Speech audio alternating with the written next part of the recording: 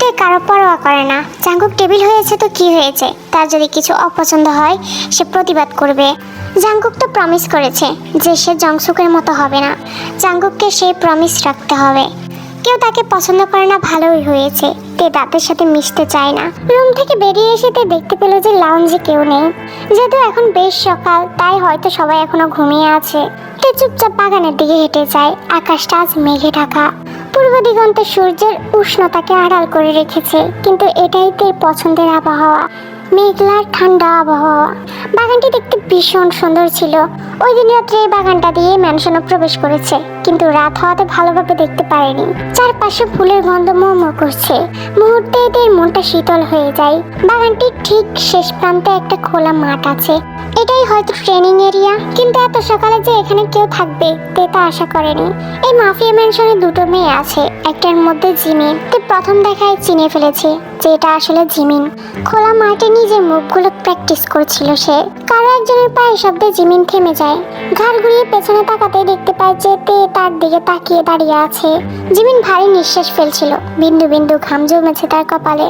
Good morning বলেই তে গিয়ে স্বাভাবিকভাবে বেঞ্চের উপরে বসে পড়ে। মর্নিং।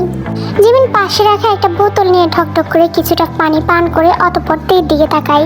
তার দৃষ্টি স্বাভাবিক। তেকে দেখে সে মোটা অবাক হয়নি। এত সকাল সকাল উঠে পড়েছেন যে?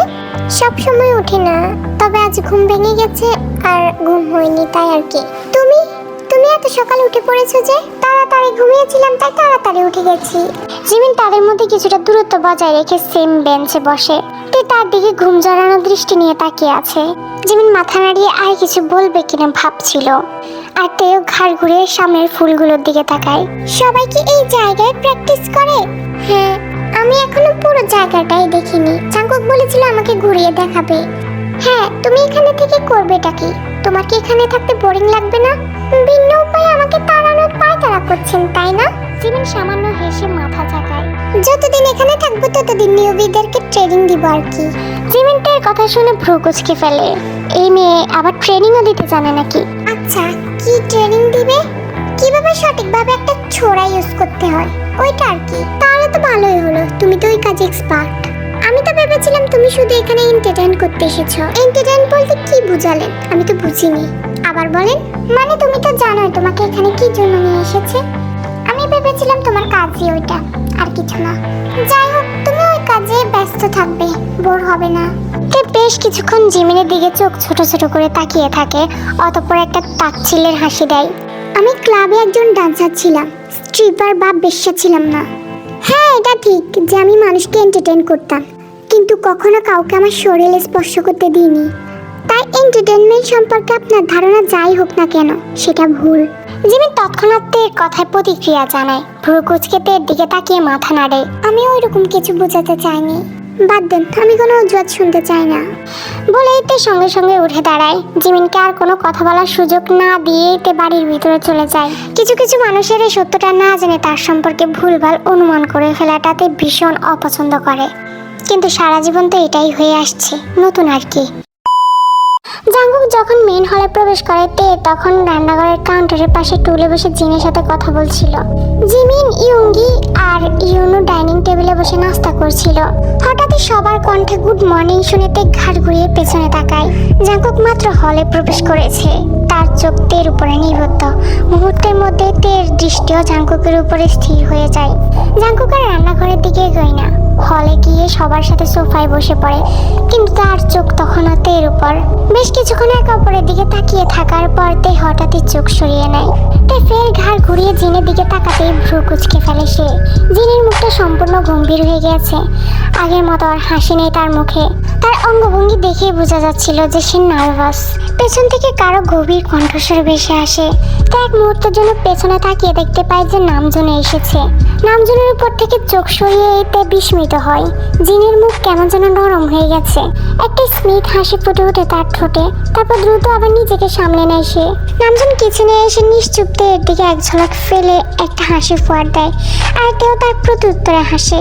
যদিও তাদের মধ্যে কোনো কথোপকথন এখনো হয়নি, তে কিচেনে বসে থেকে তাকিয়ে দেখছিল কিভাবে জিন নামজনের হাতে কফির মগ তুলে দিচ্ছে। তাদের হাত ছুঁয়ে যায়, আবার দ্রুত হাত সরিয়ে নেয় দুজনে। এই ছোট ছোট জিনিসগুলো নোটিস করে তে বাঁকা হাসে। কিচেন থেকে বেরিয়ে নামজন মাফিয়া বসের সাথে সোফায় বসে পড়ে।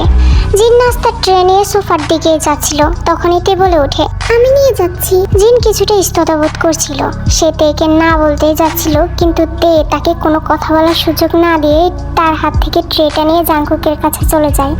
তেকে নাস্তা নিয়ে আসতে দেখে জাংকুক কিছুটা বিরক্ত হয় বললে ভুল হবে, সে রাগ করেছে এরকম একটা ভাব। তে জাংকুকের দিকে একটা মিষ্টি হাসি দেয়, যেটার ভিতরে লুকিয়ে ছিল দুষ্টুমি ভরপুর। ট্রেটা জাংকুকের সামনে টেবিলের উপর রাখার পর হুট করে এসে জাংকুকের পাশে গিয়ে বসে। এরপর তার পুরো শরীরের ভার জাংকুকের উপরে ছেড়ে দেয়। ইউঙ্গি নাস্তা খেয়ে ওখান থেকে চলে গিয়েছে। বাকিরা সম্ভাব্য দৃশ্যের দিকে তাকিয়ে আছে, যেটা তাদের সামনে যে কোনো মুহূর্তে উন্মোচিত করতে পারে তে। কারণ একদিনেই সবাই বুঝে গেছে তে চাইলেই নিজের মর্জি মতো সবকিছু করতে পারে।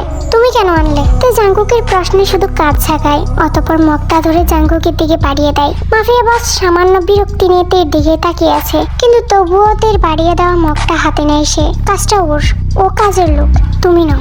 কাউন্টারের পাশে দাঁড়িয়ে থাকা জিনের দিকে ইঙ্গিত করে কথাটা বলে জাংকুক।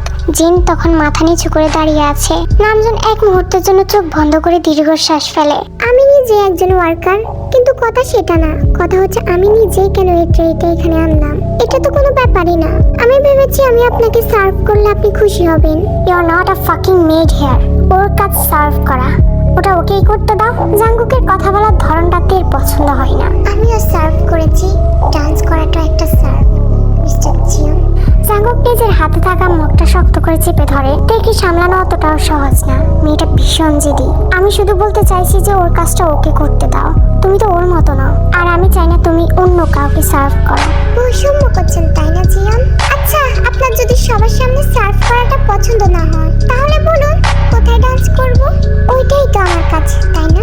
লেট মি গেস, ওই কাউন্টারের উপরে নাকি ওর সামনে? তে জিমিনের দিকে আঙুল তুলে। জিমিন থতমতে গিয়ে যায়, কারণ তে তার কথা তাকেই ফিরিয়ে দিয়েছে। তুমি বেশি ভাবছো। না মিস্টার জিয়ন, আমি যেটা সত্যি সেটাই বলছি, কারণ আপনি আমার কাজ দেখেই তো আমাকে এখানে এনেছিলেন, তাই না?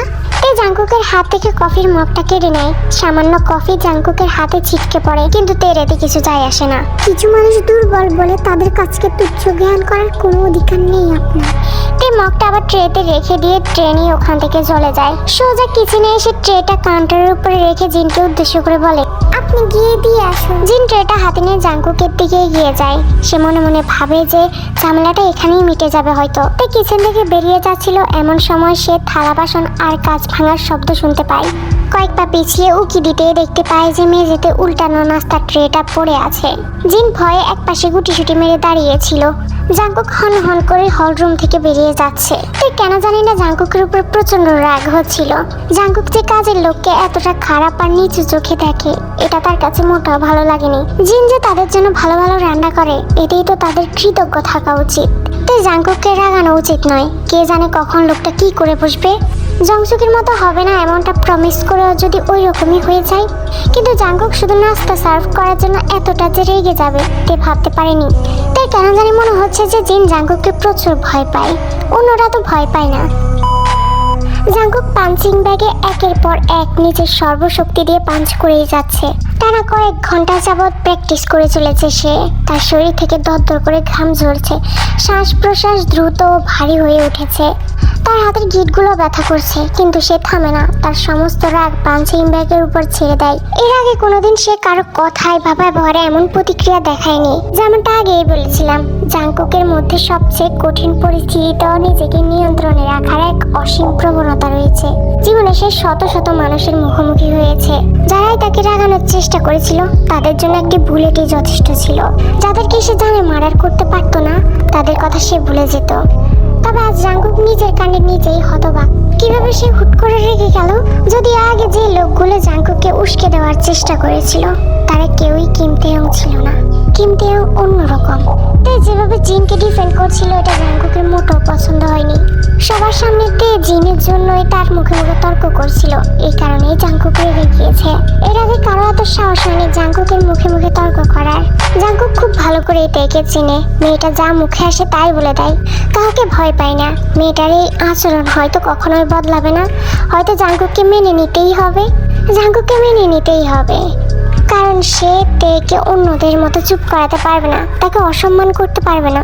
জাংকুক যা প্রমিস করে সে সেটা রাখেই। জাংকুকের হাত থেমে যায়, সে একটা দীর্ঘশ্বাস ফেলে স্থির হয়ে দাঁড়ায়। তের কথা ভাবতে তার ঠোঁটে একটি হাসি ফুটে ওঠে।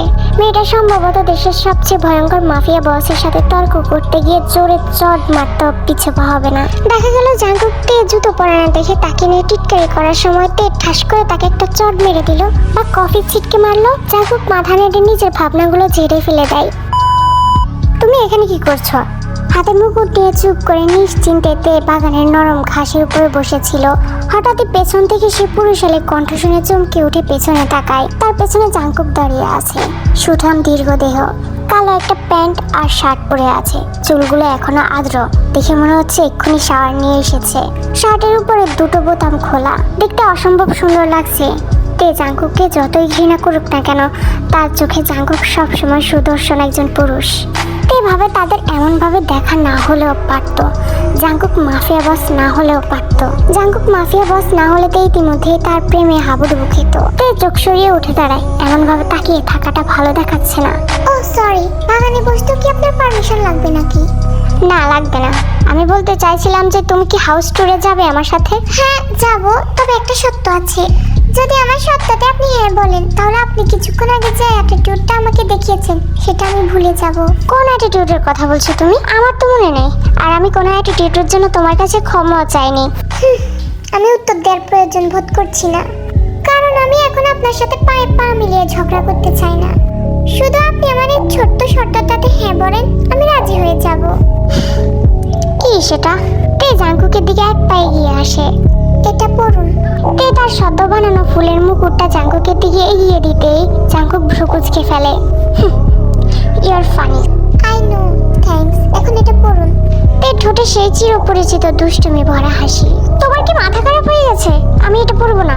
আমি বোকাচোদা, ভেবেছিলাম আপনি আমার ইনোসেন্ট রিকোয়েস্টটা রাখবেন। ওটা তো রিকোয়েস্ট ছিল না, তুমি লিটারালি আমাকে অর্ডার করেছো। ও, তাহলে এখন যদি আমি আপনাকে ফুলের মুকুটটা পরার জন্য রিকোয়েস্ট করি, আপনি কি রিকোয়েস্টটা রাখবেন? না। যদি মিনতি করি? কয়েকদিন পর তো তুমি এমনি আমাকে অনেকবার প্লিজ প্লিজ বলবে, তাই এখন আর কষ্ট করার দরকার নেই। জাংকুকের ঠোঁটে একটি বাঁকা হাসি ফুটে ওঠে। তের অভিব্যক্তির সঙ্গে সঙ্গে নিষ্ক্রিয় হয়ে যায়। সে চোখ উল্টে জাংকুকের থেকে দৃষ্টি সরিয়ে নেয়। ঠিক আছে, পড়া লাগবে না, আমি কিটেনকে দিব বলে জাংকুকের পাশ কেটে চলে যায় সে। জাংকুক মাথা নেড়ে তে পিছু পিছু ম্যানশনের ভেতরে আসে। কিটেন? পুরো ম্যানশন তন্ন তন্ন করে তে ইয়ুঙ্গিকে খুঁজে বের করে। এই মেয়ে, আমাকে একদম ওই নামে ডাকবে না। ইয়ুঙ্গি তের দিকে ঝাঁকিয়ে ওঠে। তে খালি পায়ে লাফাতে লাফাতে ইয়ুঙ্গি দিকে এগিয়ে আসে। জাংকুকও ঠিক তের পেছনেই ছিল, কারণ তোমাকে ঠিক দেখতে ওরকমই লাগে, একদম বিড়াল ছানার মতো। আচ্ছা বাদ দাও, দেখো তো আমি তোমার জন্য কি বানিয়েছি। এটা পড়লে তোমাকে খুব মানাবে। তে মুকুটটা ইয়ুঙ্গির মুখের সামনে তুলে ধরে। ফাক নো! কিন্তু তে ইতিমধ্যে ইয়ুঙ্গির মাথায় মুকুটটা পরিয়ে দিয়েছে। তার মাথা ধরে উৎসাহের সাথে হাসছে। ইস, তুমি যদি দেখতে কিটেন, তোমাকে কি সাংঘাতিক আদুরে লাগছে। জিমিন ইয়ুঙ্গির পাশেই ছিল, এতক্ষণ তার কাণ্ড দেখছে বসে বসে। তে মাথা ঘুরে জিমিনের দিকে তাকায়। দেখো, ওকে সুন্দর লাগছে না জিমিন? জিমিন ফিক করে হেসে দেয়। তে ইয়ুঙ্গির থেকে দূরে সরে আসে। চুপ করো তুমি। ইয়ুঙ্গিরা আগে ফুঁসে ওঠে। জিমিন সঙ্গে সঙ্গে ভয় পেয়ে চোখ ফিরিয়ে নেয়। জাংকুক আর তে ম্যানশনের এক পাশ থেকে হাঁটা ধরে। তে জাংকুকের আগে আগে হাঁটছে। তের পায়ের দিকে চোখ পড়তে জাংকুক জিজ্ঞেস করে, জুতা পরেনি কেন? আমার খালি পায়ে থাকতে ভালো লাগে, তাই। এখন তো ঠান্ডা পড়ছে। আপনার কাছে হয়তো লাগছে ঠান্ডা, কিন্তু আমার কাছে লাগছে না। জাংকুক ঘুরে ঘুরে তেকে সম্পূর্ণ ম্যানশন দেখিয়ে দেয়, শুধুমাত্র একটা জায়গা বাদে। সে তের দিকে ঘুরে বলে, ওই দিকটাতে তুমি যেতে পারবে না, ওখানে তেমন কিছু নেই। জাংকুক দূরে একটা দরজার দিকে ইঙ্গিত করে, যেটা পাসকোড দিয়ে সুরক্ষিত মনে হচ্ছে, কিন্তু তে তো অন্যদিকে তাকিয়েছিল। আচ্ছা, ওই দিকটা কি আছে? একটা ইনডোর পুল, আর তার ঠিক পরে ট্রেনিং এরিয়া, যেখানে নিউভিরা থাকে। জাংকুকের কথা শুনে তের চোখ উজ্জ্বল হয়ে ওঠে। ইনডোর পুল? এই জায়গাটা একটা খুলুক ধাঁধার মতো, কিন্তু অনেক সুন্দর বলে তে যেদিকে তাকিয়েছিল সেদিকে দৌড় দেয়। জাংকুকও তাকে ফলো করতে থাকে। লাক্সারিয়াস সুইমিং পুলটার দিকে তাকিয়ে তে তার উচ্ছ্বাস ধরে রাখতে পারে না। পুলটা বেশ বড় সড়ো, তে এরকম পুল আগে দেখেনি। আপনি নিশ্চয়ই বেশিরভাগ সময় এখানে থাকেন, তাই না? আনন্দে তের চোখ চকচক করছে। জাংকুক তার দিকে তাকিয়ে থাকে, তার দৃষ্টি গভীর, মুখে স্মিত হাসি। তে দৌড়ে গিয়ে একবার সোফায় বসে, তো আবার দৌড়ে গিয়ে সুইমিং পুলের পানি ধরে। তুমি তো একদম বাচ্চা। আপনি মারাত্মক ভুল করছেন। আমি চাইলে আপনাকে এক্ষুনি ধুলাই দিতে পারি। তে বুঝতে পারছে সে একটু বেশি বলে ফেলছে। জাংকুকের সাথে সে কখনোই জিততে পারবে না। সুইমিং পুলের পাশে একটা ছোট্ট বার ছিল। জাংকুক সেদিকটায় হেঁটে যায়। ও প্লিজ, তুমি নিজেকে এম্বারেস করবে আমার সামনে। ড্রিঙ্কস দিব? জাংকুক একটা ওয়াইনের বোতল হাতে নেয়। তে কিছুটা বিরক্তি অনুভব করে। না, আমি ড্রিঙ্ক করি না। আমার বিশ্বাস করতে কষ্ট হচ্ছে। বিশ্বাস করতে কষ্ট হচ্ছে? সমস্যা নাই, আমার এতে কিছু যায় আসে না, কিন্তু এটাই সত্যি, আমি ড্রিঙ্ক করি না। জাংকুক নিজের জন্য গ্লাসে ওয়াইন ঢেলে নেয়। এই বিষয়ে আর কোনো মন্তব্য করে না সে। আমি জানি কেন আপনার বিশ্বাস করতে কষ্ট হচ্ছে। আপনাদের সবার মনে আমার একটা আলাদা ইমেজ আছে। কি ইমেজ? একটা ক্লাবে ডান্স করার মেয়ে সম্পর্কে আপনাদের কি ধারণা হতে পারে সেটা আপনারাই ভালো জানেন। আমি অতটাও বোকা না যে সবাই আমার সম্পর্কে কি ভাবে আমি সেটা জানবো না। অ্যাকচুয়ালি আমি শুধু জানি তোমাকে দেখার পরে আমার ভালো লেগেছিল। আর তোমার পাশে ওই বাস্টার্ডকে আমি কিছুতেই সহ্য করতে পারছিলাম না, তাই তুমি এখানে। জাংকুক আসলে সত্যি কথাই বলছে। তার মনে তে যেমনটা ভাবে ওইরকম কোনো ইমেজই নেই। তে নিশ্চুপ হয়ে জাংকুকের দিকে তাকিয়ে থাকে। মুখ ফুটে কোনো উত্তর দিতে পারছিল না সে। ভাবলে যাই হোক, উত্তর না দেওয়াই ভালো। তবুও তে চুপ করে থাকতে পারছিল না। তার একটা কিছু বলতে ইচ্ছে হচ্ছিল। আমি আপনার কোনো প্রপার্টি নই। আমি জানি আপনি আমাকে জংসুকের কাছ থেকে জেতা একটা ট্রফি হিসেবে দেখেন। আপনার মন চেয়েছে তাই আপনি জিতে নিয়েছেন। আসলে তে ভ্রুকুচকে ফেলে। মানে? আমি কি সত্যি তোমাকে জিতে নিয়েছি? তুমি কি সত্যি আমার? আমি তো তোমাকে এখনো পর্যন্ত স্পর্শ করে নিতে। জাংকুকের কথাইতে বিপাকে পড়ে যায়। এক মুহূর্তের জন্য চোখ সরিয়ে সে আবার জাংকুকের দিকে তাকায়। হ্যাঁ, আপনি তো এটাই চান, আমাকে স্পর্শ করতে। আমি তো শুধু আপনার বিছানা সাজানোর জিনিস মাত্র। আমি চাইলে এক্ষুনি তোমার উপরে পশুর মতো ঝাঁপিয়ে পড়তাম। কারো বাপের সাধ্য নেই আমাকে আটকানোর। আমি এক্ষুনি চাইলে তোমাকে ফোর্স করতে পারতাম। ইউনো, আমি চাইলে তোমাকে ছুঁড়ে ফেলে আবার ইউজ করতে পারতাম, কিন্তু আমি করব না, কারণ সেটা আমার প্রতিশ্রুতির বিরুদ্ধে। তোমার কাছে হয়তো ফানি লাগতে পারে আমার মতো একজন মানুষ কিভাবে শিষ্টাচার নিয়ে কথা বলছে। আমি জানি তুমি আমাকে বিশ্বাস করো না, আর আমিও তোমাকে বিশ্বাস করি না তে, কিন্তু আমি কিন্তু এক কথার মানুষ, এটা তোমাকে মানতেই হবে। তে চোখ সরিয়ে নিতে বাধ্য হয়। সে কিছু বলতে পারছে না, মুখ দিয়ে কোনো কথাই বের হচ্ছে না। এমন পরিস্থিতিতে তে কখনোই পড়তে চায়নি। কি কারণে আমি এত স্পেশাল? কেন আপনি আমাকে এখানে আনলেন? এটা প্রমাণ করতে না যে আপনি জংসুকের থেকে বেশি কিছু? আমি কাউকে এমনি আমার মেনশনে নিয়ে আসিনি কখনোই না। জাংকুক পার থেকে বেরিয়ে এর একদম কাছে এসে দাঁড়ায়। জাংকুক, আপনি জানেন না জংসুক কিন্তু? ওকে নিয়ে তোমার এত চিন্তা করতে হবে না।